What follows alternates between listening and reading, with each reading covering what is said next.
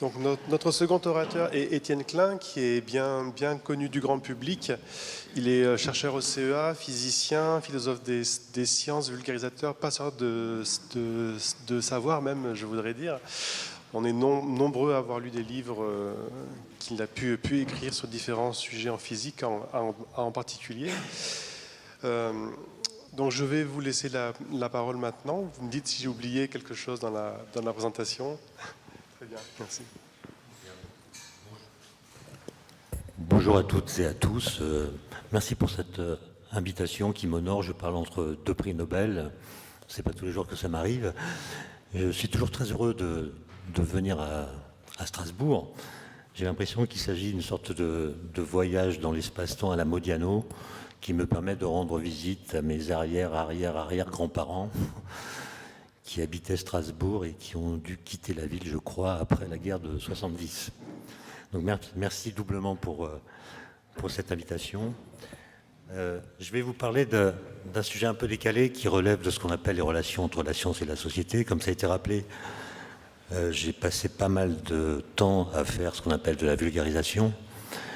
C'est-à-dire, j'ai pu observer comment on parle de science quand on se trouve dans des lieux où on ne fait pas de science, où on n'enseigne pas la science, donc dans des endroits où on peut rencontrer ce qu'on appelle abusivement, d'ailleurs le grand public. Je dis abusivement parce que la vulgarisation ne touche en réalité, et la crise du Covid l'a bien montré, la vulgarisation, même si on la fait avec une très forte intensité, ne touche que les gens qui sont intéressés par la vulgarisation, c'est-à-dire très peu de gens. Et donc cette vulgarisation que j'ai faite pour des raisons essentiellement intellectuelles, c'est-à-dire je pensais, quand j'étais plus jeune, que certaines connaissances, en l'occurrence de la physique, sont tellement intéressantes et tellement belles qu'elles doivent être connues ou possiblement connues, y compris par des gens qui n'ont pas fait d'études ou qui n'ont pas fait des bonnes études. Et je me suis rendu compte au fil du temps qu'en fait la vulgarisation c'est un problème non pas seulement intellectuel, mais politique. Voilà. Et qu'on doit réfléchir ensemble. Et c'est pour cela que je suis ravi de parler devant un éditoire qui contient, d'après ce que je vois, beaucoup de jeunes. Nous devons prendre acte collectivement d'une sorte d'échec de la vulgarisation et voir comment on pourrait, dans la suite, tenir compte des leçons qui nous ont été données, disons, ces dernières années. Donc, mon propos s'adressera surtout aux jeunes, parce que je pense que c'est vraiment eux qui vont avoir à affronter une situation qui est très très différente de celle que ma génération a pu connaître lorsqu'elle avait le même âge. Bon. Alors, je vais partir de 3 faits, analyses, constats, qui n'ont rien à voir avec les autres, les uns avec les autres, mais quand on les met ensemble, on voit que ça pose un paysage. Alors le premier fait, c'est la lecture d'un livre que j'ai fait en 2006, un livre écrit par un philosophe anglais qui s'appelle Bernard Williams, qui est mort il y a quelques années, qui a publié un livre traduit en français sous le titre « Vérité et véracité », avec comme sous-titre « Essai de généalogie », livre qui a été traduit chez Gallimard. Et dans cet ouvrage, il décrit ce que sont les relations entre le public et la vérité dans les sociétés qu'il appelle postmodernes. Postmodernes, donc des sociétés qui sont en gros des sociétés dans lesquelles on croit au progrès, mais on n'a plus d'illusions. On n'a plus d'illusions, c'est-à-dire on sait que toute avancée crée de nouveaux problèmes, etc. Et cette situation qu'il décrit et que je vais résumer me semble, alors qu'elle était déjà visible avant la crise sanitaire, me semble s'être manifestée d'une façon très intense pendant la crise. Ce que dit Williams, pour résumer, c'est que nos sociétés sont parcourues par 2 courants de pensée qui sont contradictoires l'un avec l'autre, qui devraient donc se combattre et peut-être s'annihiler mutuellement, mais qui, par un effet mécanique pervers, se renforcent mutuellement. Vous avez 2 courants de pensée contradictoires qui se renforcent. C'est une sorte de paradoxe. Le premier courant de pensée, c'est ce qu'il appelle le désir de véracité. Nos sociétés sont éduquées Les citoyens sont formés, ils sont informés, et donc ce désir de véracité, c'est en fait le souci de ne pas être dupe. On ne veut pas être trompé par les discours majoritaires, officiels. Nous avons peur de ce que nous racontent les gens qui appartiennent à l'élite, au motif que ceux qui disent, ils le disent non pas parce que c'est conforme à la vérité, mais parce qu'ils ont intérêt à le dire. Donc ce souci de cette détermination à crever les apparences pour détecter d'éventuelles motivations cachées derrière les discours officiels, évidemment en démocratie, c'est parfaitement sain. Le souci de ne pas être trompé, c'est sain. Même si dans ces formes extrêmes, extrémistes, ça aboutit à ce qu'on appelle les théories du complot. Mais ce désir de véracité, ce que montre Bernard Williams, c'est qu'au lieu d'aboutir à l'identification de la vérité, ce qui semblerait logique, aboutit en fait à un déni de vérité. C'est-à-dire que dès qu'on trouve une vérité ou dès qu'on présente une vérité, on se demande, est-ce que cette vérité existe vraiment? Si oui, comment pourrait-elle être autrement que relative, subjective, temporaire, locale, instrumentalisée, culturelle, corporatiste, contextuelle, factice? Autrement dit, le paradoxe, c'est que le désir de véracité aboutit au déni de vérité. Pourquoi? Explication de Bernard Williams. Parce que le désir de véracité installe et enclenche au sein de la société, je le cite, un processus critique généralisé, lequel fait douter que puissent exister sinon des vérités accessibles, du moins des contre-vérités démontrées. Et il me semble que la crise du Covid a montré à quel point il avait raison, c'est-à-dire que chacun peut faire sa vérité en quelques coups de clic, il construit son chez-soi idéologique dans lequel se trouvent rassemblés des gens qui pensent la même chose à propos de la vérité. Alors si l'exigence de véracité et le déni de vérité marchent main dans la main, ce pas de deux ne va pas sans petit dommage. Dès lors que vous niez l'existence de la vérité, au service de quelle cause mettez-vous votre désir de véracité? Pour le dire autrement, en cherchant à percer la façade trompeuse des apparences, à quelle vérité entendez-vous être fidèle? Au-delà du paradoxe que j'ai cité, la dynamique décrite par Bernard Williams entraîne au sein de la cité des dommages bien concrets. Par elle s'explique notamment l'affaiblissement du crédit accordé à la parole des scientifiques, en même temps que la suspicion généralisée à l'endroit de toute forme d'expression institutionnelle depuis quelques décennies. Ces critiques, parce qu'elles se portent sur des cibles qui sont elles-mêmes imparfaites, donc faillibles, donc critiquables par nature, eh bien, étend aisément son influence sur tous les aspects de la vie des idées qui donnent parfois l'impression de se désintégrer. En conséquence, même s'il se sait notoirement incompétent, chacun d'entre nous se sent désormais à se dire compétent à sa façon. Je crois que je n'ai pas besoin de donner d'exemple. Deuxième point que je mets dans ces trois sujets que je veux exposer rapidement en guise de préambule, c'est le débat public national sur les nanotechnologies qui s'est tenu en 2009-2010, que donc les jeunes qui sont ici n'ont pas pu connaître, même s'ils étaient nés, sans doute n'en ont-ils pas entendu parler. Mais c'est un débat qui avait été demandé lors du Grenelle de l'environnement en 2008. Plusieurs ministères avaient saisi la Commission nationale du débat public pour l'organiser entre octobre 2009 et février 2010. Il y a eu 18 réunions publiques dans des grandes villes de province universitaires, avec un gros budget, beaucoup de communication, beaucoup de vulgarisation, un site web, beaucoup d'explications. Et ce débat auquel j'ai pu assister, pas aux 18 réunions, mais à 4 d'entre elles, il y en a certaines qui ont été annulées à cause d'opposants qui avaient empêché l'accès aux salles, ça a été très violent. Certains, et même beaucoup, ont parlé d'un fiasco. On a eu le spectacle d'un curieux mélange de conflits violents et d'indifférence massive. Conflits violents et indifférence. Le public n'est pas venu. Il y a eu très peu de gens dans la réunion. très peu de clics sur les sites qui exposaient les problèmes des nanotechnologies. Et c'est ça qu'il faut interroger. Conflits violents et indifférence massive. Alors des conflits, car l'occasion était donnée là de discuter la science et de remettre en cause notre façon de l'utiliser, de la décliner. La nanoparticule a excité son anagramme, qui est le parano-inculte. Bon, c'est juste une anagramme. Parano-inculte, nanoparticule.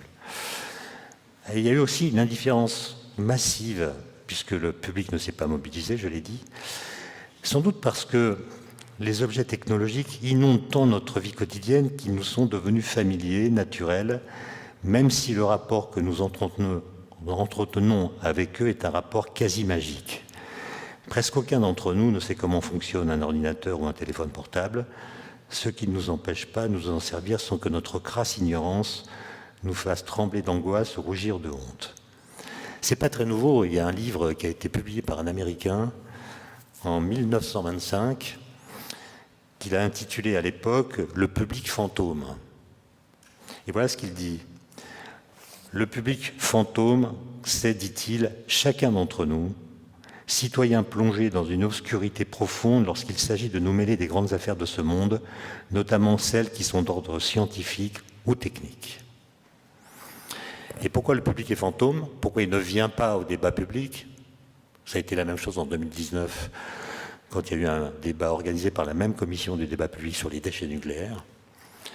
C'est tout simplement parce que le droit de savoir, qui est parfaitement légitime, le droit de savoir en démocratie, n'est que très rarement converti en désir de connaître.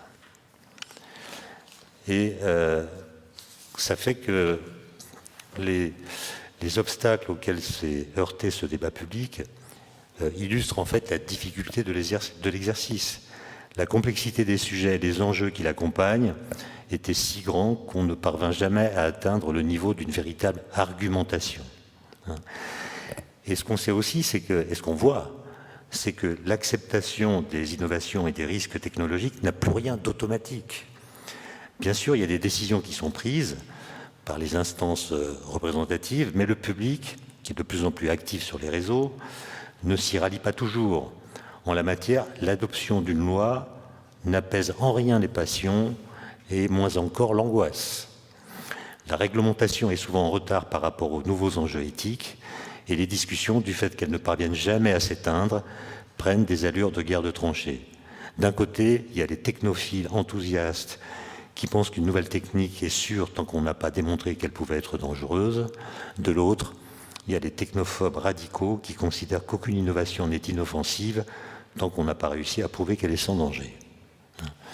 Là, je caricature en fait, parce que si on regarde les choses plus finement, et au CEA, organisme auquel j'appartiens, on a commandé une étude, un sondage en fait, en 2017, qui a été réalisé par l'Ipsos sur ces questions-là. Et le résultat qu'on a obtenu, assez compliqué à détailler, mais que je vais résumer de façon un peu brutale, montre que sur ces questions, la société française se divise en 3 parts de taille à peu près égale. Il y a un tiers de nos concitoyens qui refuseraient la mise sur le marché d'une technologie tant que tous les risques qui lui sont liés ne seront pas explicités et dûment mesurés.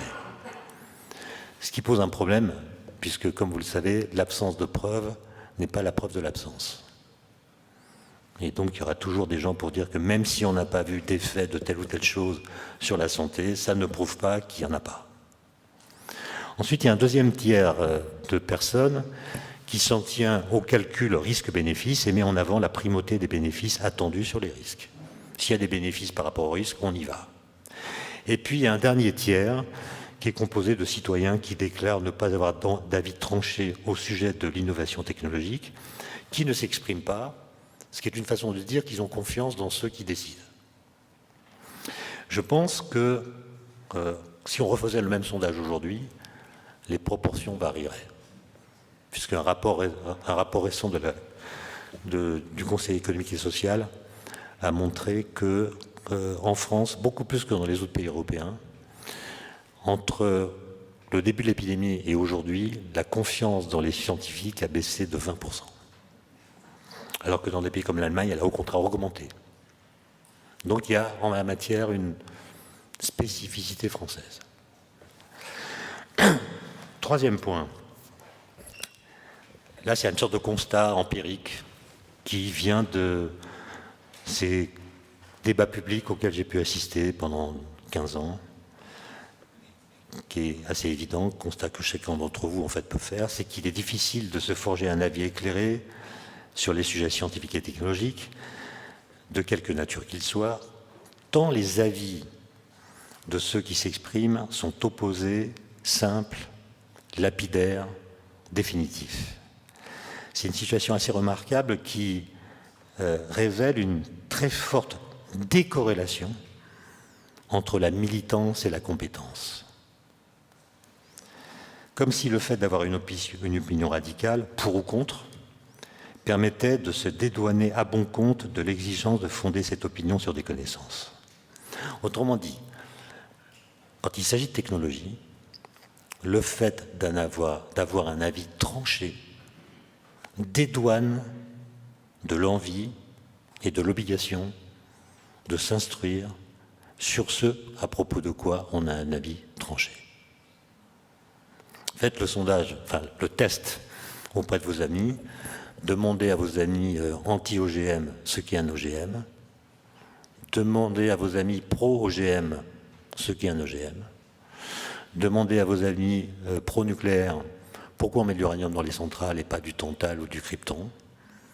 Posez la même question à vos amis anti-nucléaires et vous verrez qu'en général, le fait d'avoir un avis suffit et permet de ne plus s'intéresser au sujet à propos duquel on a un avis. Que nous soyons dans le camp des pros ou dans celui des antis, nous sommes en général incapables de dire ce qui fonde cette opinion. Mais lorsqu'un sondeur vient nous interroger sur ces sujets, nous n'hésitons pas à répondre par oui ou par non aux questions posées. Souvenez-vous du sondage qui personnellement m'a traumatisé, 5 avril 2020, donc début de l'épidémie de coronavirus.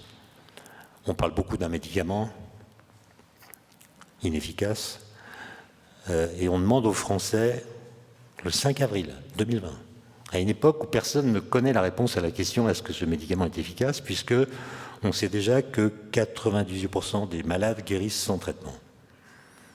Donc pour montrer qu'un traitement est efficace, il faut une statistique très importante qu'on n'avait pas. Et donc on pose aux Français une question à laquelle aucun être humain ne peut répondre. Est-ce que tel médicament est efficace ? Et là, le résultat a été 59% des gens interrogés ont dit oui, 20% ont dit non, et seulement 21% ont dit je ne sais pas. Ce qui pose une question terrible. D'où vient notre promptitude à nous déclarer experts à propos de questions dont nous ne connaissons rien? La réponse, elle a sans doute été donnée par un philosophe des sciences, ou des techniques plutôt, qui s'appelle Gilbert Simondon, qui a beaucoup travaillé dans les années 70, qui a été peu lu et qui est redécouvert aujourd'hui, qu'on étudie beaucoup dans mon laboratoire au CEA, où travaille un des spécialistes de Gilbert Simondon. Et ce que disait Simondon, c'est qu'en fait, nous nous prononçons, quand il s'agit de technologie, non pas sur les technologies elles-mêmes, mais sur les images auxquelles notre esprit les associe. C'est ce qu'il appelait leur halo symbolique. Nous nous prononçons sur le halo symbolique des technologies.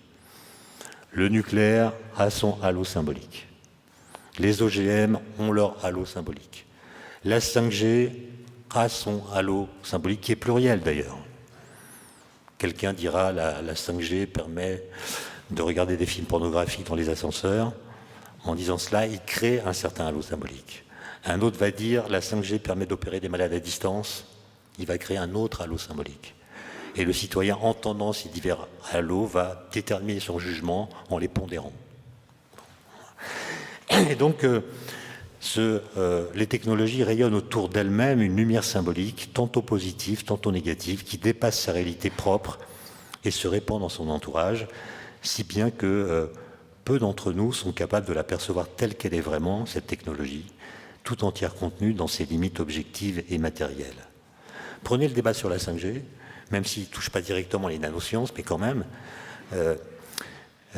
certains avançaient qu'elle permettrait un débit plus important et moins de délai entre l'émission et la réception d'une information.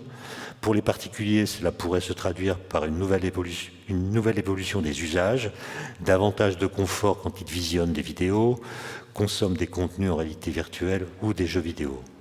Mais ce sont surtout les entreprises, disait-on, que la 5G intéresse, car elle ouvre la perspective de développement d'objets connectés et d'applications industrielles.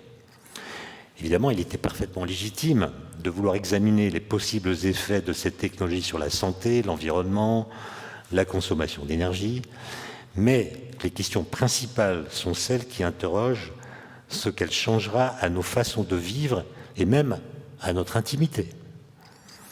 Vivrons-nous plus ensemble ou moins ensemble avec la 5G? C'est ça la question. Est-ce qu'elle contribuera au bien commun ou pas? Et ces questions, vous le voyez bien, elles n'ont rien de spécifique à la 5G. Elles s'adressent en réalité à l'ensemble des nouvelles technologies et à la place que ces technologies réservent à l'individu dans une société hyperconnectée dont la 5G n'est que l'un des symboles. Serons-nous encore plus atomisés ou ferons-nous davantage société? L'avenir sera-t-il à l'isolement ou au grégarisme frénétique? Serons-nous les objets d'une surveillance généralisée ou profiterons-nous au contraire de nouveaux leviers d'émancipation? Le numérique diminuera-t-il notre impact sur l'environnement ou au contraire l'aggravera-t-il, notamment par le biais d'une augmentation de la consommation énergétique? Vous voyez que quand on pose des questions de cette façon, et non plus est-ce que c'est dangereux ou pas pour la santé, on pose des questions auxquelles personne ne sait répondre. Pas plus les scientifiques que les autres. Pourquoi? Parce que l'homme, le chercheur notamment, ou l'ingénieur, sait en général ce qu'il fait, mais il ne sait jamais ce que fait ce qu'il fait. C'est une phrase de Paul Valéry, écrite en 1911, qui, à mon avis, garde sa pertinence. Je connais bien, moi, les ingénieurs du CERN qui ont inventé, dans les années 80, le www, qui va donner le web. Ce qu'ils voulaient faire, c'était trouver un moyen d'échanger les données recueillies auprès des accélérateurs de particules du CERN, les envoyer à des laboratoires du monde entier, intéressés par l'analyse, et le faire d'une façon qui soit complètement transparente vis-à-vis des systèmes informatiques utilisés ici ou là. Donc ces deux ingénieurs voulaient simplement transférer des données de physique des particules. C'est tout. Et quand ils ont vu que le web sert à tout ce que vous connaissez, ils sont tombés de leur chaise. C'est pas du tout ce qu'ils avaient en tête. Et donc là, il y a une illustration très spectaculaire de cette phrase de Paul Valéry: ils savaient ce qu'ils faisaient, mais ils n'ont pas pu voir ce qu'allaient faire, ce qu'ils ont fait. Et donc ça veut dire qu'à travers leur halo symbolique, pour reprendre le terme de Simondon, les nouvelles technologies, par les perspectives qu'elles mettent en lumière, par les bouleversements qu'elles rendent envisageables, par la globalité des questions qu'elles posent tout en court-circuitant les détails techniques, elles finissent par s'arrimer à la question des valeurs. Et c'est en cela que le sujet devient politique. Avant, d'une certaine façon, il ne l'était pas. Pourquoi? Parce que l'activité du chercheur, ou la science en général, était enchâssée dans l'idée de progrès. Et donc, la science étant considérée comme le moteur du progrès, toutes les avancées qu'elle permet sont intéressantes, doivent être exploitées, quitte à revenir en arrière si les effets qu'elle produit ne nous plaisent pas.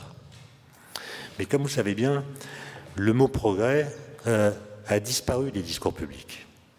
Ça se mesure avec des logiciels qui permettent de compter l'occurrence des mots dans les discours publics. Et j'ai fait ce travail avec un collègue de l'Académie des technologies qui s'appelle Gérald Bronner, que vous connaissez sûrement. On a regardé dans les discours publics comment le mot progrès s'est décliné au cours de l'histoire. Et ce qu'on voit de façon très nette et qui est confirmé par nos oreilles, c'est que le mot a disparu. Il a été utilisé pendant 3 siècles avec une lettre majuscule. Il a perdu sa majuscule après la Deuxième Guerre mondiale. Et il a commencé à décliner à la fin des années 1980, date à laquelle est réapparu en langue française un mot très ancien qui avait été abandonné, qui est le mot innovation. La courbe du progrès qui décroît et de l'innovation qui monte, croise la courbe de l'innovation qui monte en 2003. Et le mot progrès va complètement disparaître pendant le quinquennat 2007-2012. Ça se voit très bien en regardant simplement les discours des candidats à l'élection présidentielle. En 2007, tous, de l'extrême droite à l'extrême gauche, utilisent le mot progrès. En 2012, plus aucun. Il y a là quelque chose d'absolument vertigineux, puisque un mot qui a été structurant de la modernité pendant 3 siècles a été liquidé. Alors on peut dire, c'est pas grave, innovation, progrès, c'est 2 mots synonymes. Donc on a simplement modernisé notre discours progressiste en remplaçant le mot progrès par le mot innovation. Mais si, ça prendrait trop de temps, je ne vais pas avoir le temps de détailler, mais si on regarde l'histoire depuis le siècle des Lumières, de la rhétorique dans laquelle on a inséré le mot progrès, et qu'on la compare à la rhétorique actuelle de l'innovation, on se rend compte très facilement que notre façon de parler d'innovation ne rend pas justice à l'idée de progrès. On pourrait même défendre l'idée que notre discours sur l'innovation, je ne parle pas de l'innovation elle-même, je parle de notre façon de la dire, contredit l'idée même de progrès. Pour le dire en quelques phrases, l'idée de progrès, ça consiste à accepter de sacrifier du présent personnel au nom d'un futur collectif, comme l'explique Kant dans son livre « Qu'est-ce que les Lumières ?» Ça veut dire qu'il faut configurer le futur d'une façon crédible et attractive, longtemps à l'avance, et ensuite travailler à faire advenir ce nouveau monde qu'on a envisagé. Il faut que ce soit crédible, parce que le progrès, ce n'est pas la croyance dans l'utopie. Il ne s'agit pas d'inventer un autre monde. Il s'agit de penser un monde différent, accessible, avec un chemin qui permette de le construire. Et c'est la science qui donne la crédibilité au discours futuriste. Et il faut que ce soit attractif, parce que, comme le dit Kant, le progrès n'est pas automatique. Et donc, il faut travailler à le faire advenir. C'est pour ça que Kant a cette formule assez géniale, il dit « Le progrès est une idée doublement consolante et sacrificielle. Elle nous console des malheurs du présent, puisque nos enfants vivront mieux, et elle nous console des sacrifices qu'elle nous impose. Elle leur donne un sens. » Okay ? Et donc l'idée de progrès s'appuie explicitement sur une conception du temps qui passe qui est constructeur. Le temps est notre allié. Il est complice de notre liberté et de notre volonté. Voilà. Maintenant, prenez l'innovation. Je ne fais pas toute l'histoire, mais le mot apparaît au XIVe siècle, en bas latin, dans le vocabulaire juridique. Ce qu'on appelle une innovatio à l'époque, c'est ce qu'on appellerait aujourd'hui un avenant à un contrat. Vous avez signé un contrat, quelque chose change dans la périphérie du contrat, vous faites un avenant pour que le contrat demeure valable. Bon.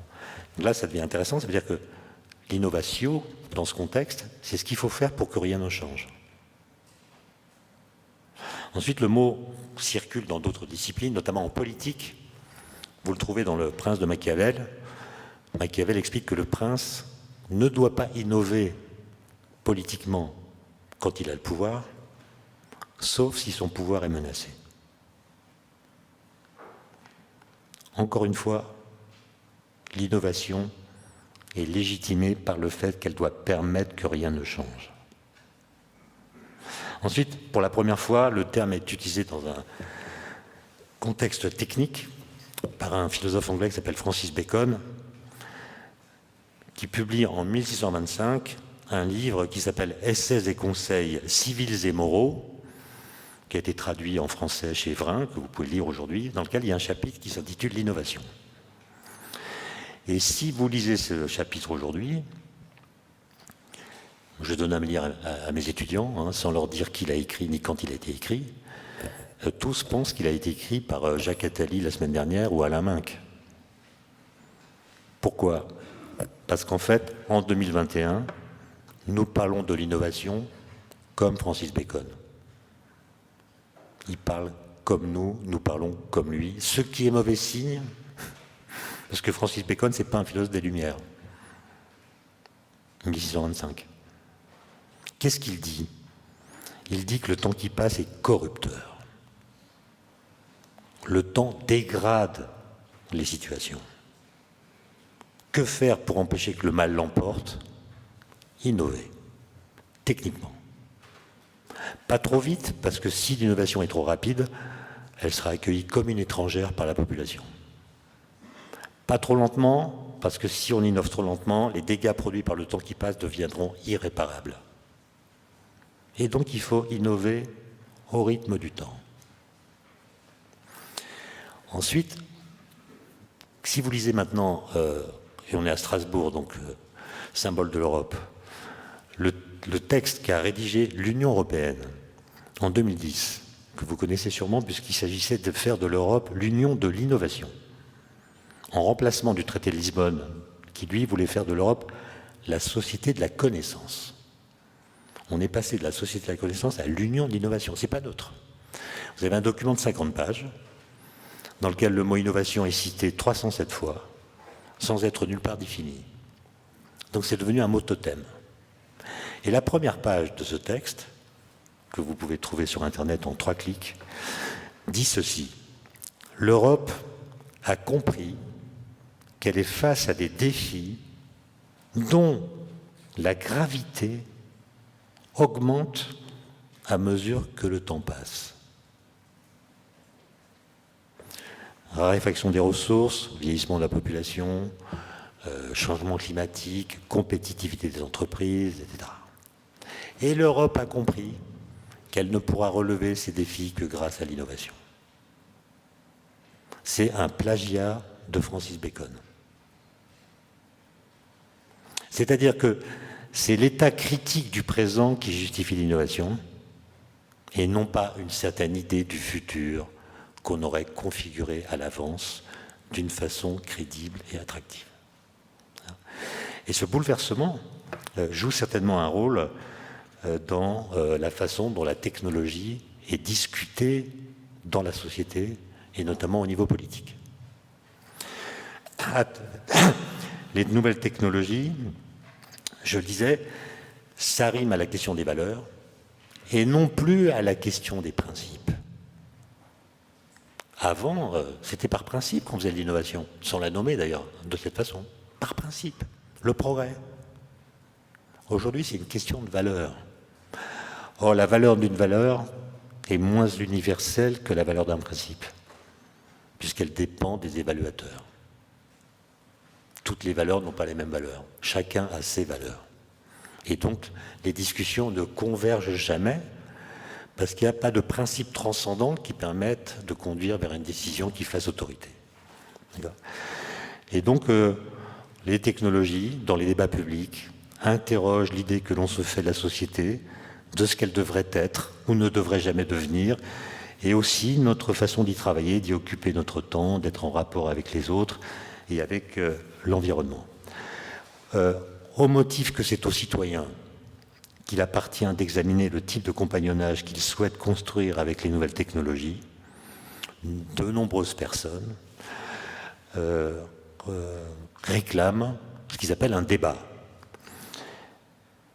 Alors, le mot débat est intéressant parce que c'est un mot du XIIe siècle qui signifiait à l'époque, débattre, ça désignait ce qu'il faut faire pour ne pas se battre.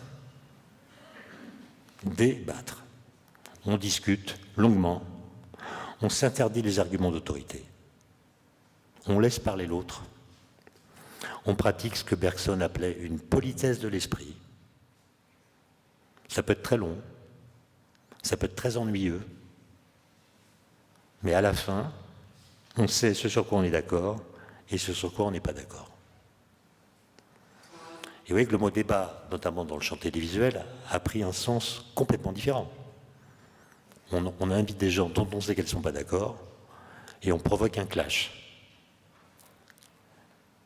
Alors, on va prendre un pro-nucléaire, un anti-nucléaire, et boum, voilà. Alors évidemment, le jeu facile consiste à dire que c'est les médias qui ont travesti l'idée de débat, qui font des controverses sur tous les sujets, mais ça serait malhonnête de chercher des boucs émissaires, parce que les médias, justement, ils savent que quand il y a un clash, les gens écoutent ou regardent. D'accord ? Et donc, c'est nous que ça interroge. Pourquoi on regarde ça ? Hein ? Pourquoi, par exemple, quand il y a eu le début de l'épidémie, on n'a pas saisi cette occasion historique de faire de la pédagogie des sciences ? Les gens étaient intéressés, inquiets, présents devant leur poste. On avait une occasion unique dans l'histoire d'expliquer, s'agissant de médicaments, ce qu'est un essai en double aveugle, ce qu'est un essai randomisé, ce qu'est une exponentielle, pourquoi il ne faut pas confondre coïncidence, corrélation et causalité, etc., etc. Pourquoi les probabilités sont parfois contre-intuitives. Vaccin efficace à 95%, ça veut dire quoi, 95%? On ne l'a jamais fait. Jamais. Et très vite, on a organisé des fausses controverses à propos de sujets dont les réponses n'étaient pas connues. Les chercheurs qui disaient on ne sait pas, on fait des recherches, attendons les résultats, étaient virés des médias pour être détrônés par des gens qui avaient beaucoup plus d'arrogance et qui pratiquaient ce qu'on appelle l'ultra-crépidarianisme, c'est-à-dire le fait de parler au-delà de ses connaissances. Et nous, spectateurs, téléspectateurs, citoyens, nous avons été complices de ça. Et donc, il ne s'agit pas de trouver des boucs émissaires, c'est les journalistes qui ne font pas leur travail, les médias, etc. Non, tout le monde peut s'interroger sur le comportement qu'il a eu pendant cette période à l'égard de la connaissance scientifique. Évidemment, c'était compliqué par le fait que les médias ont confondu la science et la recherche. Tout le temps. Je sais bien que la science et la recherche sont deux domaines qui ne sont pas étrangers l'un à l'autre. Mais ils sont quand même très différents. La science, c'est des choses qu'on sait. Ce sont les bonnes réponses à des questions bien posées. La Terre est ronde, l'atome existe. Alors évidemment, ce n'est pas des vérités absolues. Mais on ne peut les contester qu'en utilisant des arguments scientifiques. Mais ce corpus de connaissances qui constitue la science, il est par nature incomplet. Donc il pose des questions dont nous ne connaissons pas les réponses. Est-ce que le neutrino est sa propre antiparticule? Est-ce qu'on va pouvoir faire des machines comme celles que prévoit M. Sauvage qui vient de nous en parler? On ne sait pas. Donc on cherche. Donc le doute a à voir avec la recherche de façon consubstantielle. Le doute, c'est le moteur de la recherche, mais pas du tout celui de la science. Est-ce que sérieusement vous doutez de la rotondité de la Terre? Est-ce que vous doutez que l'atome existe?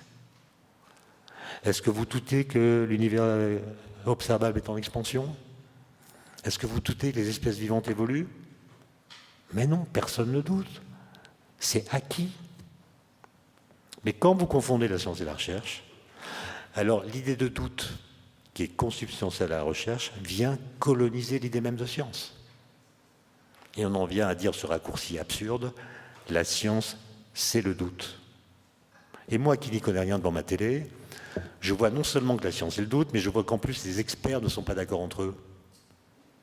Alors qu'est-ce qui m'interdirait, moi, avec mon ressenti, mes croyances, mes connaissances, mon bon sens, mes préjugés, de dire ce qu'il faut penser de ce qui semble faire controverse chez les savants?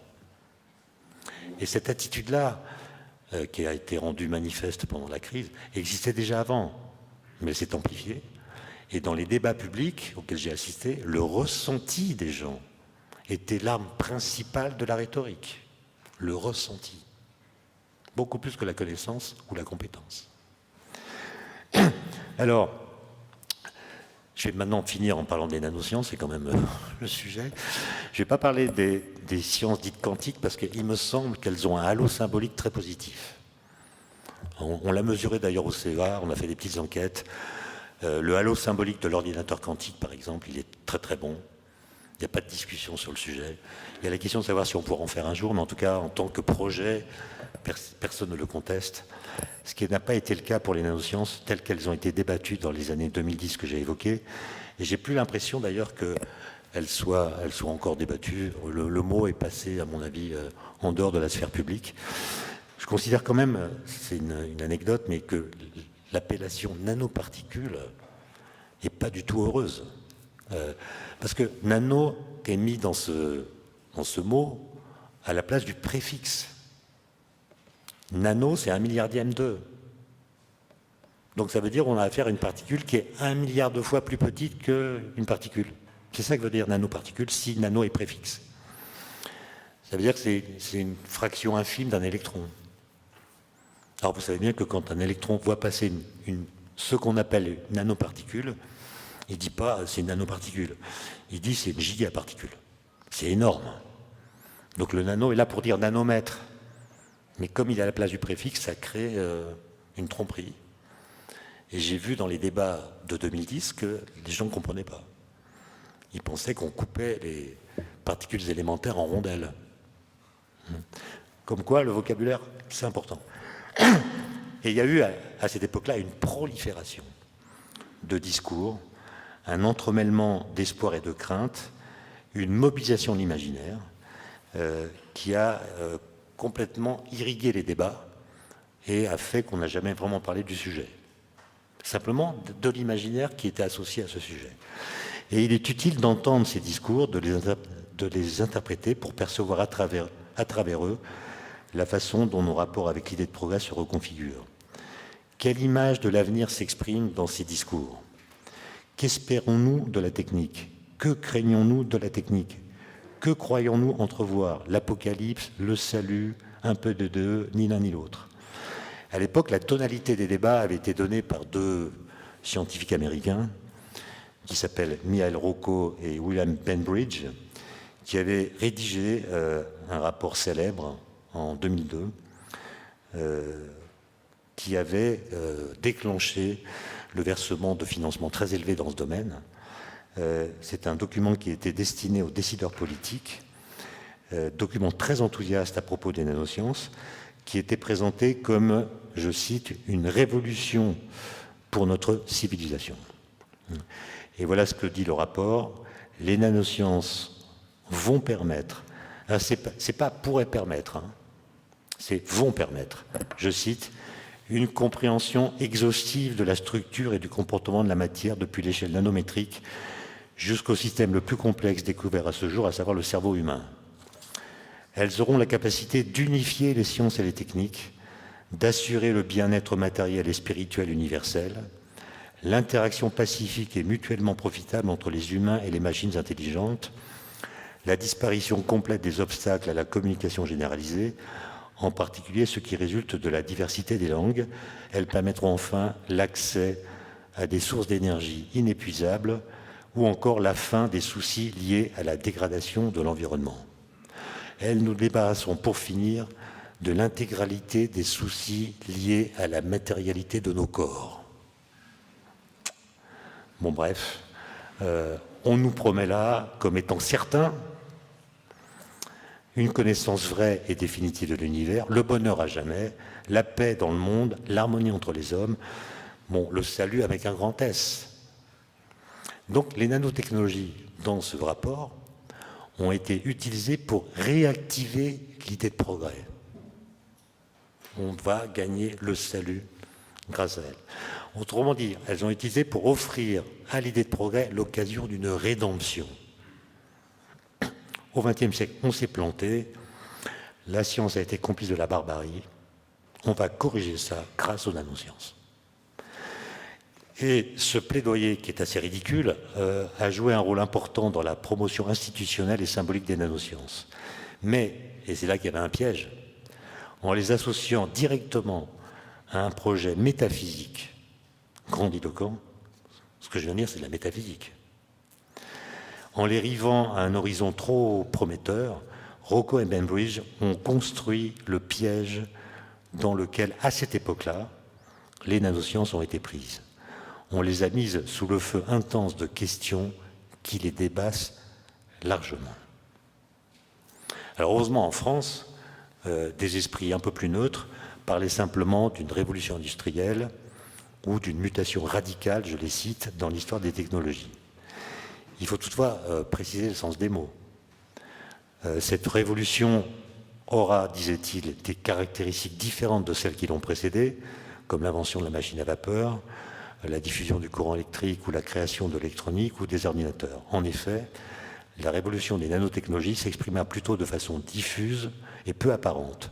Compte tenu de leur échelle, ces technologies ne vont pas déboucher sur un ou plusieurs dispositifs spécifiques ou emblématiques, comme était le moteur à explosion ou l'ampoule électrique, mais elles vont être intégrées en faible quantité dans un très grand nombre de produits déjà existants pour les améliorer. Alors ces partisans des nanos plus modestes, arguant qu'il est difficile de trouver dans les chaussettes antibactériennes ou dans les ciments ou dans les produits d'emballage les prémices d'une civilisation nouvelle, considéraient que les nanotechnologies ne correspondront qu'à une simple évolution technologique et pas une révolution.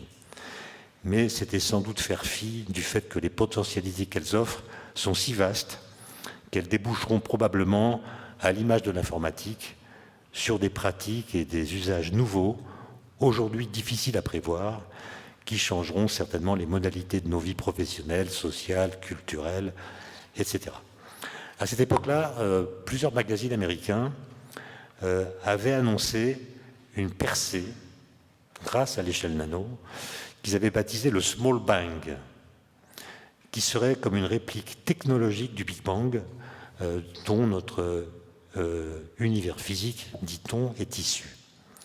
Je les cite, « Ce Small Bang adviendra comme le résultat d'une convergence technologique généralisée, d'une symbiose détonnante entre les progrès de l'informatique, des nanotechnologies, de la biologie et des sciences cognitives. » Alors, Bang, c'est d'ailleurs l'acronyme de bits, atomes, neurones, gènes.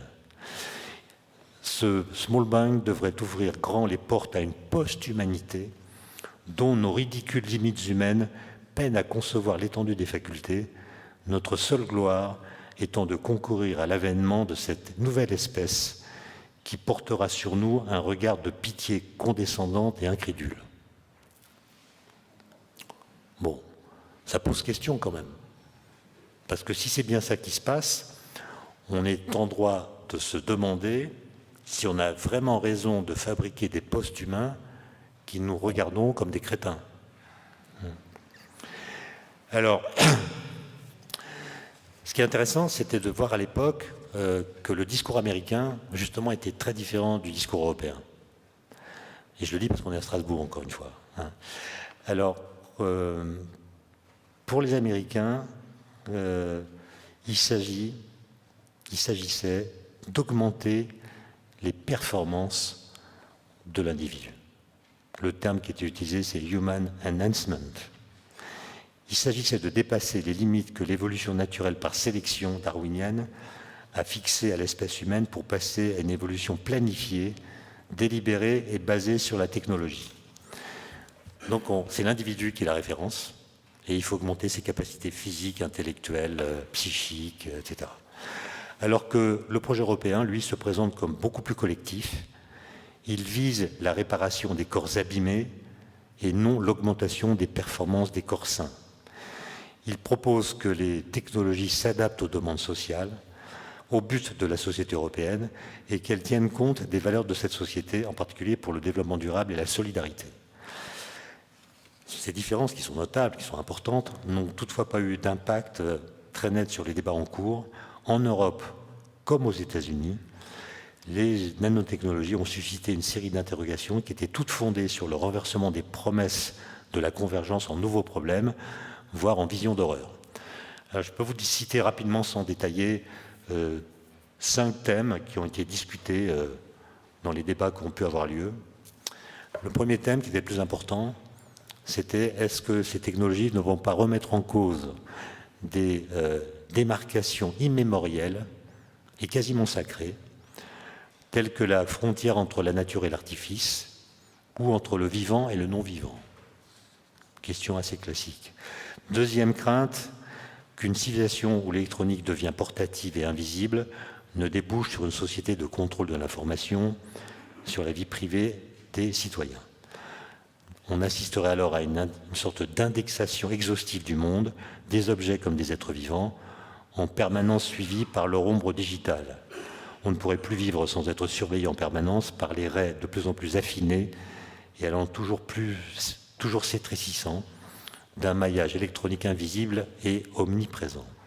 Troisième thème, la crainte de l'invasion, voire de la colonisation du corps humain par la machine, notamment au travers des interfaces cerveau-machine, cerveau-ordinateur, etc., qui étaient à l'époque promis par les neurosciences et par la nanomédecine.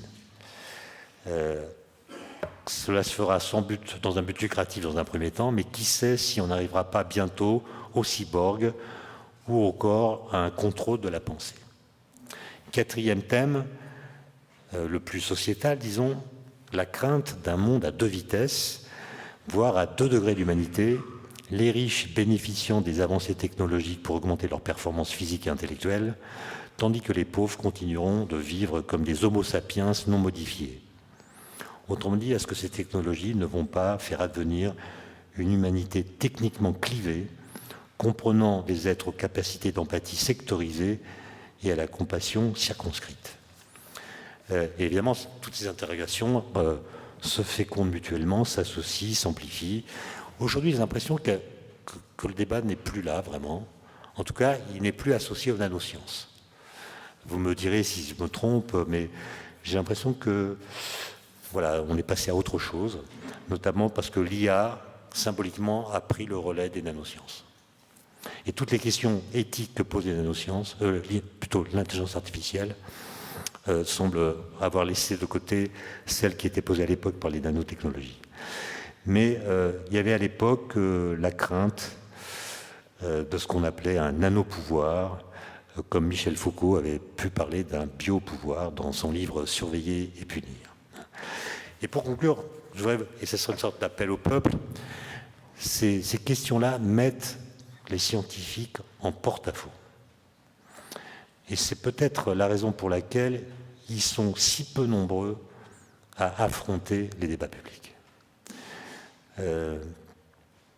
Parce que dans les débats publics, l'expertise scientifique est mise en délibération.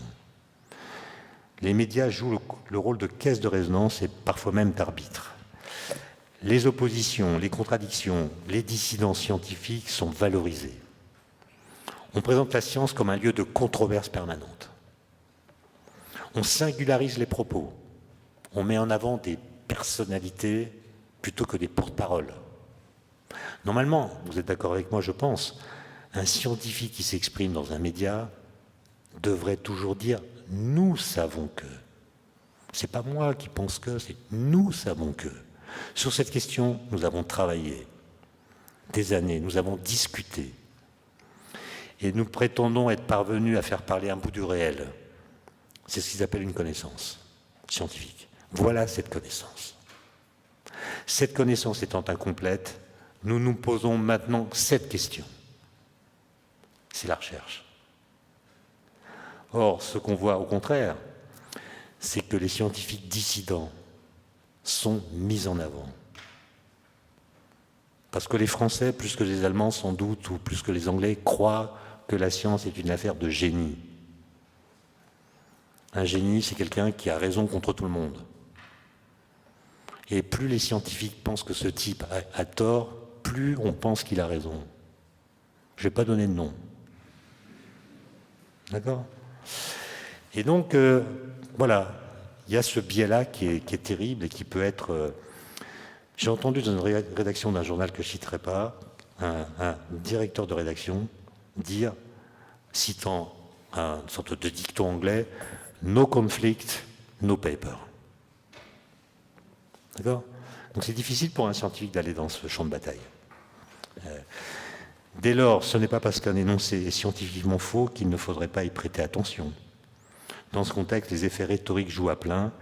Celui qu'on écoute ne sera pas nécessairement le plus savant ou le plus objectif, le plus expert donc, mais le plus beau parleur, et dans le meilleur des cas, celui qui apparaît comme le plus sage.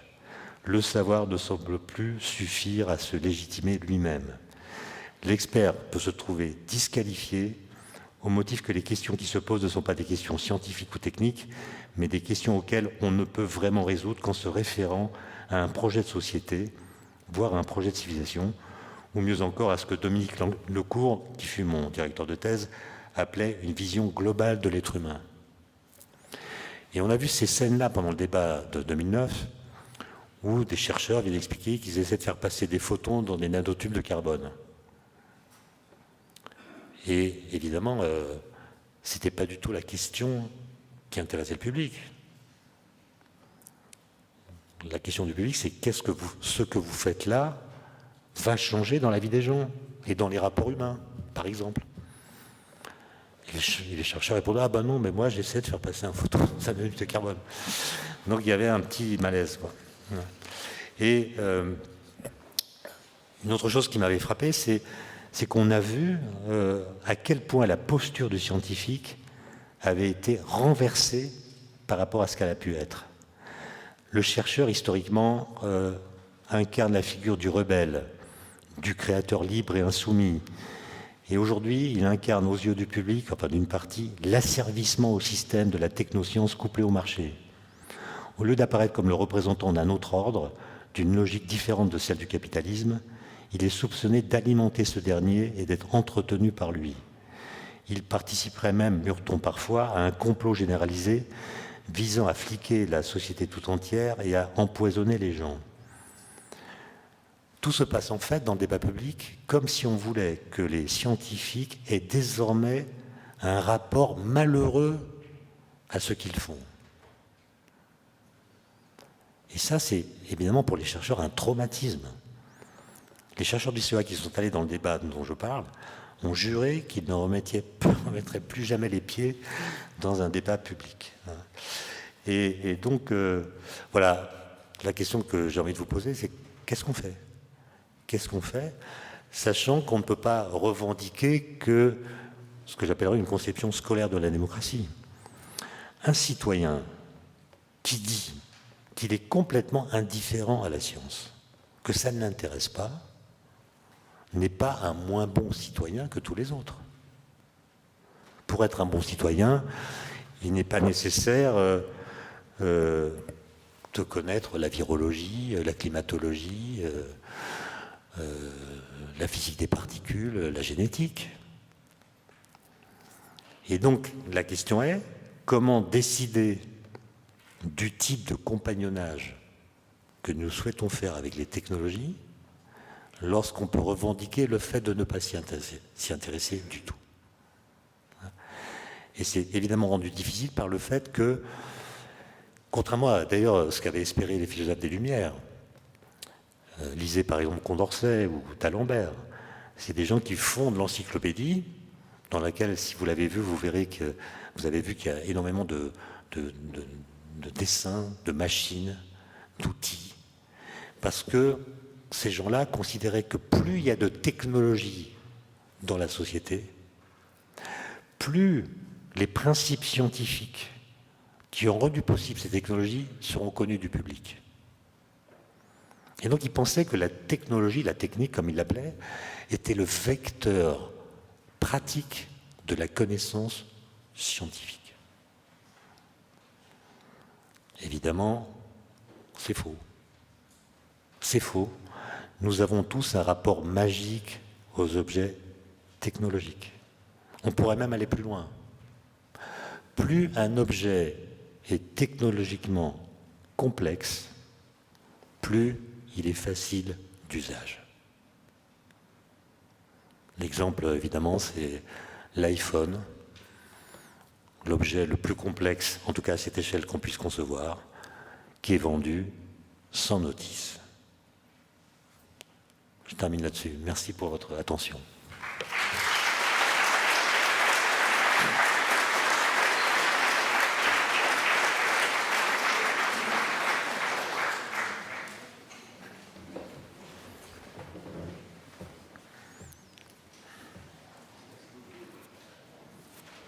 Merci beaucoup. Étienne Klein, je vois qu'il y a déjà des mains qui se lèvent. Commencez par le premier. Voilà, merci Monsieur Klein, qu'on a toujours plaisir à écouter. Je suis dans la médiation scientifique. Vous avez, au cours de cette intervention, abordé plus ou moins le sujet en vous disant au départ vulgarisateur, puis ensuite vous nous avez parlé de pédagogie des sciences.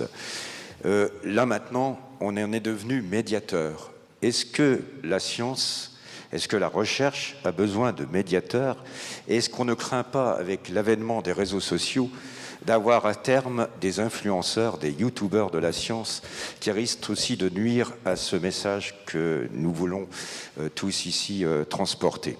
Comment abordez-vous le sujet? Et petite cerise sur le gâteau, puisque nous sommes au 30e anniversaire de l'IEF et nous sommes à l'université de Strasbourg, comment est-ce qu'une université peut se positionner sur ces questions dont vous avez tellement parlé? Est-ce que l'université peut être un détonateur entre les chercheurs et ce public qui parfois semble vouloir ignorer certaines technologies ou la science? Merci pour cette question qui est exactement la question que je me pose. Donc je ne sais pas si je vais pouvoir répondre. Sur le mot médiateur, personnellement, je ne l'aime pas du tout. Je ne l'aime pas du tout parce que on a l'impression que l'activité que vous pratiquez consiste à être une sorte de GIGN de la science pour intervenir lorsqu'il y a une prise d'otage scientifique, au sens où des gens formuleraient des idées fausses ou des fake news et il faudrait, en tant que médiateur, aller libérer l'otage. Cela dit, il faut de la médiation, puisque la vulgarisation, ça ne fonctionne pas. C'est-à-dire que moi, je pense, personnellement, je pensais que pour faire la vulgarisation, c'est très simple. Il suffit de travailler à fond une question. Alors pour moi, c'était la mécanique quantique. Je trouve la mécanique quantique tellement merveilleuse que je me dis, tiens, il faut que tout le monde sache ce que c'est.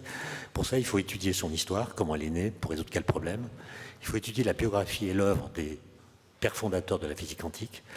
Il faut voir ce qu'elle permet de faire physiquement et il faut voir aussi ce qu'elle implique philosophiquement. Qu'est-ce qu'elle permet de penser, qu'est-ce qu'elle ne permet plus de penser. Ce travail, personnellement, m'a pris des années. Avec un maître qui était Bernard d'Hispania, qui m'a formé à tout ça. Et une fois qu'on a fait ce travail, on s'estime, à tort ou à raison, autorisé à parler de ce sujet à toutes sortes de publics. Donc des lycéens, des étudiants, des chercheurs aussi, qui ne connaissent pas toujours l'histoire, etc. Et on a l'impression que ça marche parce que les gens ont l'air de comprendre, posent des questions intéressantes, lisent les livres, viennent aux conférences. Et c'est là qu'on ne voit pas le biais de confirmation que j'évoquais en préambule. C'est-à-dire on ne s'adresse qu'aux gens intéressés. Et il y a même un biais du survivant, puisqu'on ne s'intéresse qu'aux personnes qui n'ont pas été traumatisées par l'enseignement des sciences à l'école. Donc on voit que les survivants, les survivants psychiques. et si vous voulez, si vous m'aviez posé la question il y a 2 ans, je vous aurais dit il faut continuer, il faut augmenter les efforts, mais faire comme avant, en plus intense. Et l'université, elle le fait des journées portes ouvertes, explique ses travaux, il y a la fête de la science, etc. Aujourd'hui, j'ai un discours, non pas pessimiste, mais je pense qu'il faut mener une réflexion collective parce que on a vu se manifester, notamment grâce au Covid, qui a été une expérience pédagogique pour le coup, l'intensité des biais cognitifs. C'est-à-dire que quand vous avez bien fait le travail, vous avez expliqué de façon claire et non pas simple les connaissances que vous voulez diffuser, vous vous rendez compte que la façon dont elles sont reçues peut être complètement déformée par rapport au message que vous avez émis. Notamment par le fait que dans les mêmes canaux de communication circulent des connaissances, scientifiques ou autres, des croyances, des opinions, des commentaires, des fake news, et que le statut respectif de ces différents éléments, bien que très différents, se contaminent. Par exemple, quand moi je suis au CEA et que j'explique la radioactivité, et je le fais d'une façon complètement canonique, on va me dire que je dis ce que je dis parce que je suis au CEA. Donc ma connaissance n'est que la croyance d'une communauté particulière. Et si au contraire, quelqu'un exprime une croyance eh bien, certains vont considérer que cette croyance est en fait une connaissance qui a été injustement méprisée. Donc toutes les choses se contaminent. Et la chose qui m'inquiète, c'est un peu ce que vous évoquez, c'est le fait que notre cerveau, ça a toujours été vrai, hein, notre cerveau n'aime pas être contredit. Voilà, c'est comme ça. Donc, avant Internet, les gens de droite ne lisaient pas Libération et les gens de gauche ne lisaient pas Le Figaro. Parce que quand vous lisez le journal, vous voulez que ce que vous lisez corresponde à ce que vous lisez déjà dans votre interprétation du monde. Vous voulez être confirmé dans vos choix de pensée. Sinon, vous dites c'est désagréable et vous allez acheter un autre journal. Mais cette tendance qui est naturelle, elle est évidemment amplifiée par le numérique, puisque en quelques clics, vous pouvez choisir ce que j'appellerais votre chez-soi idéologique. C'est-à-dire une communauté numérique qui rassemble des gens qui pensent la même chose, qui croient les mêmes choses, et des algorithmes d'intelligence artificielle qui sont écrits pour maximiser votre temps de présence et votre attention, et non pas pour vous donner la vérité. Des logiciels vont vous alimenter en articles, en vidéos, qui vont dans le sens de ce que vous croyez déjà. Donc vous ne rencontrerez que des biais de confirmation. Et ça, c'est déjà en cours, vous le savez bien. Et j'ai eu une réunion avec des gens de Google qui s'inquiètent beaucoup de ça, même s'ils sont complices. Mais faites l'expérience. Demandez à Google, posez la question à Google, est-ce que la Terre est plate? Google devrait répondre, bah non, elle est ronde et voilà comment on l'a su. Eh bien non, les 3 premiers sites qui apparaissent sont des sites platistes, dont les 2 premiers sont des annonces. Ce qu'on appelle des annonces, c'est des sites qui ont été achetés. Il se trouve que je sais que la Terre n'est pas plate, donc je ne me laisse pas prendre. Mais si c'est une autre question pour laquelle personnellement je ne connais pas la réponse, je vais être entraîné dans ces trucs-là. Et ça, c'est vraiment quelque chose de très inquiétant, pas seulement pour la science, parce que ça équivaut à la constitution de ce que Alexis de Tocqueville, dans son livre de la démocratie en Amérique, appelait la plus grande menace pour la démocratie. Et c'était quoi? C'était ce qu'il appelait la constitution de petites sociétés. Petites sociétés. C'est-à-dire de communautés, de clans, qui sont d'accord entre elles, qui n'échangent qu'entre elles, qui sont imperméables aux discours qui viennent d'ailleurs, et dont les valeurs qu'elles défendent leur apparaissent plus importantes que les valeurs du contrat social. Et voilà, il me semble qu'on arrive à cette situation, et toute la question que vous posez, c'est comment défaire les frontières entre ces clans. Voilà. Ça demande un travail énorme, et franchement, si je prétendais avoir la solution, je mentirais. Il me semble toutefois qu'il y a quelque chose qu'on peut tenter de faire. Évidemment, la bonne réponse, sans doute, c'est l'éducation. Mais c'est à très long terme, vous voyez, c'est à très long terme. Donc, il y a une sorte d'urgence. Et peut-être que si on voulait faire des choses qui soient rapidement efficaces, on pourrait se contenter de se servir de l'actualité pour faire de la pédagogie. Par exemple, si vous parlez de, je sais pas moi, de l'exponentiel, qui est devenu un mot commun, tout le monde parle d'exponentiel, mais on passe 10 minutes à expliquer ce que c'est qu'une exponentielle. Vous allez me dire, au journal de 20h, hein, vous allez me dire c'est utopique. Si on le fait, les gens vont aller ailleurs, vont se zapper. Je ne suis pas sûr.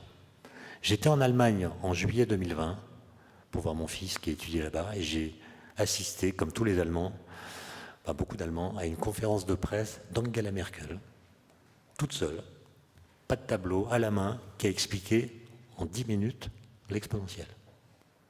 Elle a fait un cours aux Allemands sur l'exponentielle. On pourrait le faire sur la confusion qu'il ne faut pas faire entre corrélation et causalité. Le nombre de fois où à la télévision j'ai entendu des gens parler, et ces gens, si je leur avais dit, écoutez, j'ai vu des grenouilles après la pluie, on aurait déduit qu'il n'avait plus des grenouilles. Le nombre de gens qui tombent dans ce travail-là est colossal. Or, vous voyez que la confusion entre corrélation et causalité permet toutes les manipulations scientifiques, sur ce qu'est la science, mais aussi politiques. politique. D'accord ? Et donc, je pense, et je crois que beaucoup de médias y réfléchissent, les médias sérieux, c'est faire beaucoup plus de pédagogie dans la façon d'annoncer les informations. Donc, corréler la pédagogie à l'information. Ça éviterait d'entendre des phrases comme celle que j'ai entendue la semaine dernière, de la part d'un personnage politique, la courbe menace de devenir exponentielle. Je ne savais pas qu'une courbe pouvait devenir exponentielle. Et puis un autre qui a dit l'exponentielle va bientôt atteindre son point d'inflexion. Ça, Merci bien. Deuxième question. Merci à nouveau pour cette conférence. En fait, vous n'avez pas, je dirais, évoqué le rôle finalement dans ces évolutions de société, dans ces évolutions de la science.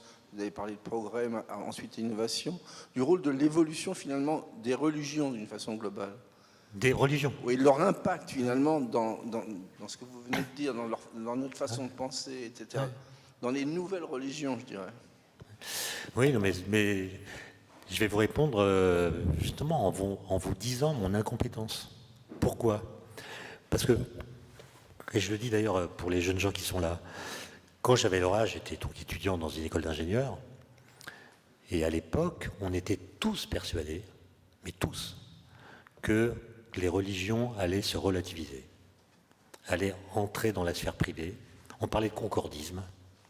Les représentants des trois monothéismes, le pape, un grand imam et d'autres orthodoxes, se voyaient régulièrement. Et on avait tous l'idée que tout ça allait s'arranger, que la science, que les religions s'accorderaient et relèveraient de la sphère privée. Et d'ailleurs, dans ma promotion, j'ignorais la religion de la plupart de mes copains.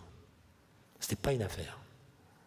Par contre, on était tous persuadés que la science allait faire autorité. C'était l'époque où on venait de découvrir la non-séparabilité quantique, dont parlera certainement Serge Haroche tout à l'heure. Ça a soulevé un enthousiasme incroyable, on voulait tous savoir ce que c'était, les journaux en parlaient, c'était incroyable. Et on pensait que les résultats scientifiques seraient source d'enthousiasme et ne seraient pas relativisés. Or, vous avez observé que c'est exactement le contraire qui s'est passé. Les religions se durcissent, les sciences apparaissent comme une façon de penser particulière qui n'a pas à faire autorité. Et j'observe une chose qui m'inquiète, c'est que dans les domaines où la liberté de penser doit être maximale, je pense aux sciences humaines et sociales, j'ai l'impression qu'il y a beaucoup de censure. Si on dit quelque chose qui n'est pas politiquement correct, on peut avoir des ennuis. Par contre, dans les sciences dures, où les résultats sont beaucoup plus difficiles à contester, vous pouvez dire une énormité, aucune sanction. D'accord ? Autrement dit, le scientifiquement incorrect n'est pas puni, le politiquement incorrect plutôt, est très sévèrement puni. Je ne trouve pas ça normal. Moi, un de mes étudiants m'a dit, Monsieur Klein, il faut que vous interveniez plus pour expliquer ce qu'est la relativité, parce que ça devient n'importe quoi. J'ai des copains qui pensent que Einstein a dit tout est relatif. Einstein n'a jamais dit ça, évidemment. Et je lui dis, mais comment faire ? Il me dit, c'est très simple. Vous donnez une interview dans un journal quelconque, et en réponse à une question posée sur la relativité, vous dites au journaliste qui vous interroge, écoutez Einstein, si on regarde de près ce qu'il a fait, c'est quand même un crétin. La théorie de la relativité, c'est une foutaise qui a été imposée par des lobbies. E égale MC2, non, c'est faux. C'est E égale MC3, la bonne formule. Tout augmente. Et si cette interview est publiée, me dit mon étudiant, vous serez invité le soir même chez Cyril Hanouna. Il n'a pas tort. Il n'a pas tort. il y a une promotion médiatique du bullshit. Parce que le bullshit va créer du buzz. Voilà. Par contre, si je vais parler en 1 heure de la théorie de la relativité en expliquant un, ça n'intéressera personne, en tout cas pas les médias. Donc, moi, je suis venu ici pour vous dire qu'il y a un gros problème. Il y a un gros problème, et je le dis parce que au CEA, quand on est dans son laboratoire, on ne se rend pas compte. À l'université, on ne s'en rend pas compte, sauf quand on sort, mais c'est un énorme problème. Et ceux qui le constatent, en général, réagissent par l'indignation. Voilà, ils sont sur leur canapé et ils râlent parce qu'ils entendent n'importe quoi dit à la télévision ou ailleurs sur des sujets qu'ils connaissent. Et mon propos est de dire que l'indignation n'est pas une attitude défendable.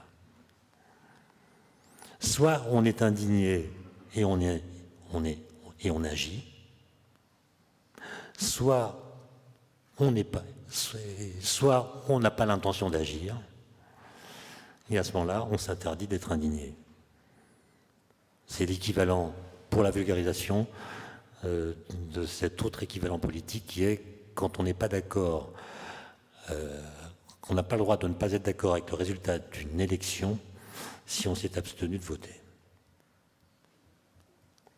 L'indignation, c'est trop facile et ça crée une forme de procrastination.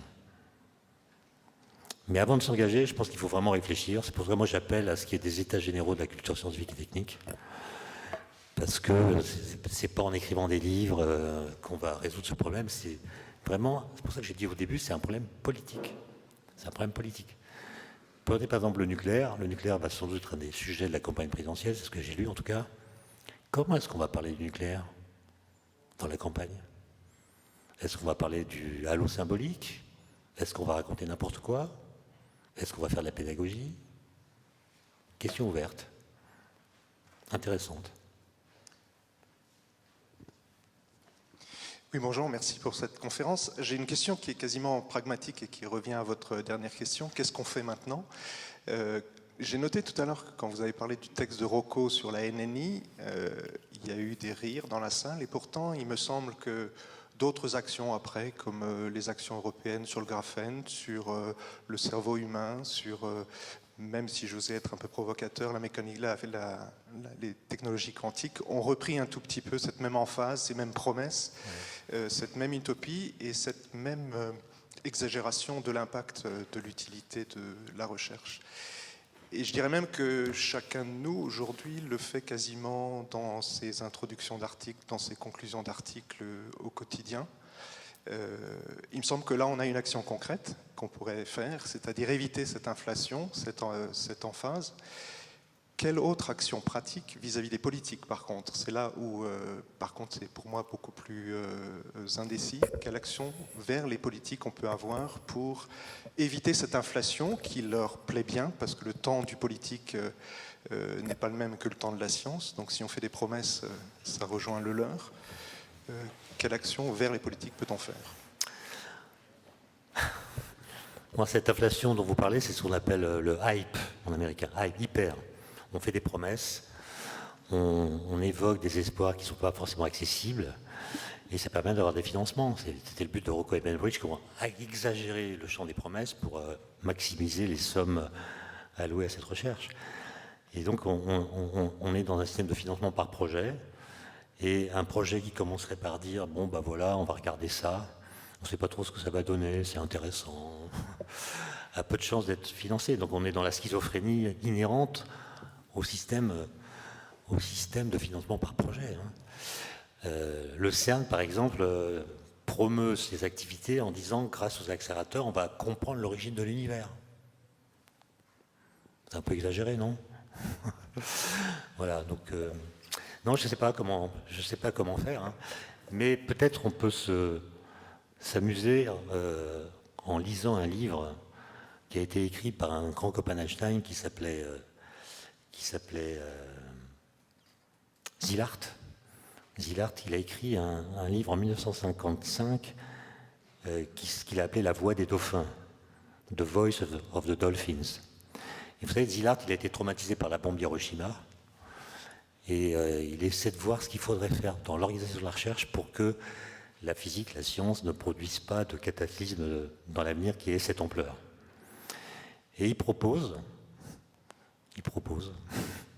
de financer la recherche par projet, en créant une agence de financement. Il explique que les très bons chercheurs vont s'épuiser à rédiger des projets qui ne seront pas tous choisis, donc il y aura de la perte en ligne, beaucoup d'efforts vains. Comme ils seront accaparés par cette tâche ingrate, les médiocres prendront le pouvoir et ça stérilisera la recherche. Comme on parle de la, On n'en est pas là, mais c'est drôle à lire. comme on parle de la relève, je pense qu'on terminera sur cette question de ce jeune homme. Merci beaucoup. Vous faites dans votre conférence allusion au public fantôme et à un désintéressement de la société vis-à-vis de la science. Pensez-vous que ce phénomène peut encore augmenter avec le temps et quelles en seraient les conséquences dans un futur proche ?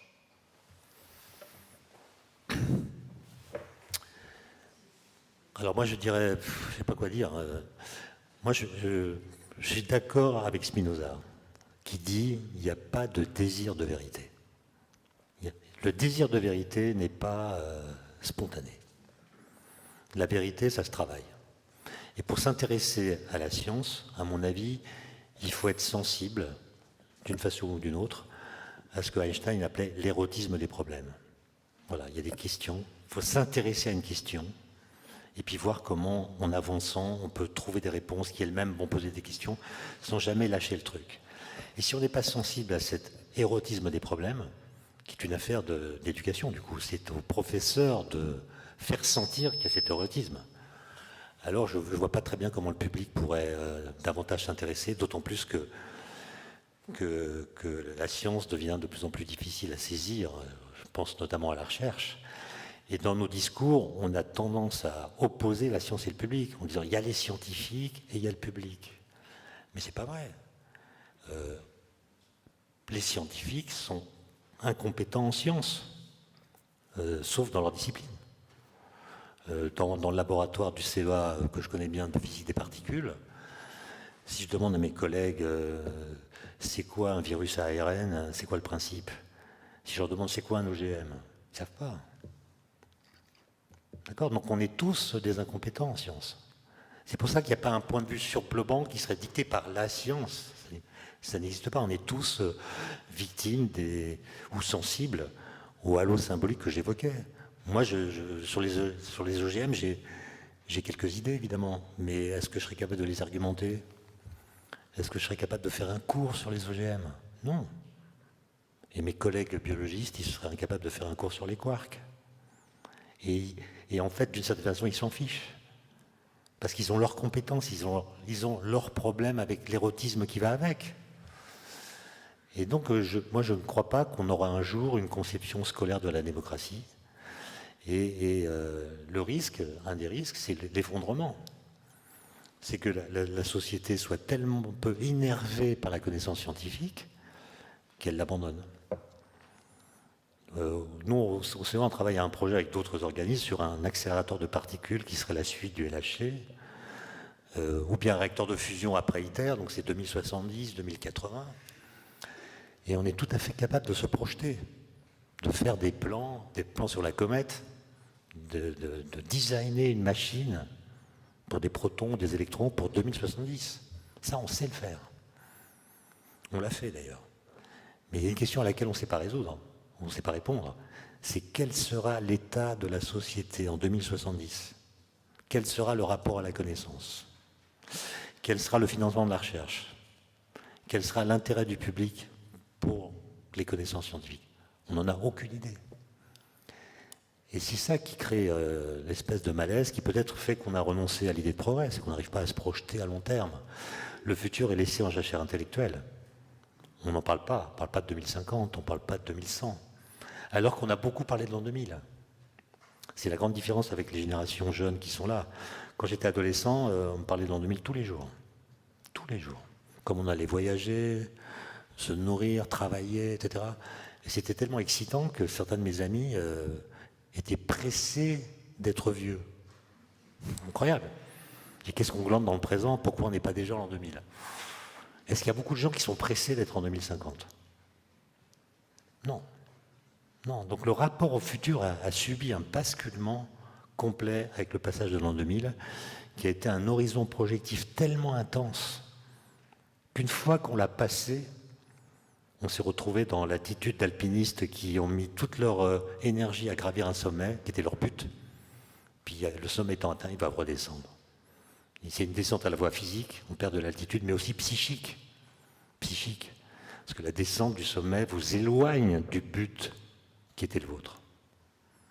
Et là, on s'éloigne de l'an 2000 et on n'arrive pas à reconstruire un horizon projectif qui nous donne un cap. Et je pense que c'est ça qui fait que la science est en porte-à-faux. Que les gens nous demandent où est-ce qu'on va avec vous? Est-ce qu'on peut en discuter ensemble? Ça demande un effort de la part des scientifiques, ça demande un effort de la part du public. Cet effort est tellement énorme, notamment pour le public, qu'on préfère tenir des jugements qui sont formés par la compréhension que nous avons du halo symbolique des différentes technologies. Et donc le truc qu'il faut repenser, c'est voilà, comment est-ce qu'on enseigne la science à partir du moment où la technologie n'est plus pédagogue. Alors qu'elle a longtemps été. Souvenez-vous de l'époque où les pères de famille étaient vus en train de réparer le moteur de la voiture sur la route des vacances. On pouvait réparer un moteur de voiture. Donc le fait d'avoir des compétences techniques pouvait servir. Aujourd'hui, même un prix Nobel de physique dont le téléphone tombe en panne appelle un numéro vert. Il ne le répare pas. D'accord? Donc la technologie nous éloigne de la science. C'est un produit masquant de la science. Et c'est ça qui est la grande nouveauté qui oblige à repenser les choses. Je vais devoir mettre une fin à cet échange qui est passionnant pour des raisons de timing. Pour finir sur une note qui est positive, tout de même, je pense que la jeune génération a toujours cette appétence du savoir. Et comme vous le dites, si on trouve ça, j'en ai aucun doute. Moi, j'ai aucune perte de motivation chez les étudiants. Voilà, exactement. Je parle de celle de leurs copains. Donc, si on trouve une bonne façon, et c'est ce que vous nous avez suggéré, d'interagir avec le public, il y a encore espoir. Donc, la conférence continuera cet après-midi vers 14h. Donc nous avons maintenant une pause et j'espère vous retrouver tous à 14h. Passez une bonne après-midi.